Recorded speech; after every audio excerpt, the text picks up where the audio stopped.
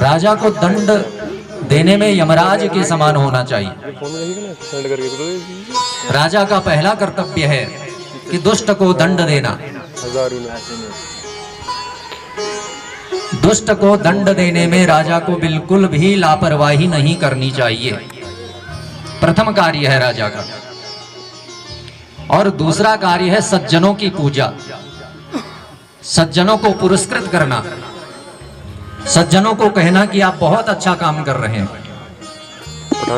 और तीसरा कार्य राजा का है न्याय पूर्वक टैक्स लेना, कर लेना, अन्याय पूर्वक नहीं, जितना बनता है उतना ही लेना।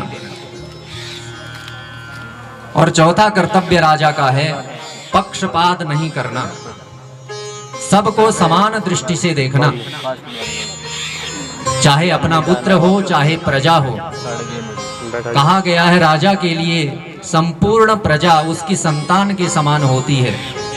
अर्थात जितना दुख अपने संतान को देखने में हमें होता है उतना ही दुख राजा को, प्रजा को दुखी देखकर होना चाहिए, तभी वह योग्य राजा होता है। और पांचवा राजा का कर्तव्य है राष्ट्र की रक्षा। राष्ट्र को किसी भी तरफ से असुरक्षित अगर राजा देखे तो तुरंत उसकी व्यवस्था करे। जो राष्ट्र को नुकसान पहुंचा रहे हैं अंदर या बाहर से, उनको वह कस के रखे। उनका दंडनीय अपराध अगर हो उनको तुरंत ही दंड दे। यह राजा के कर्तव्य होते हैं।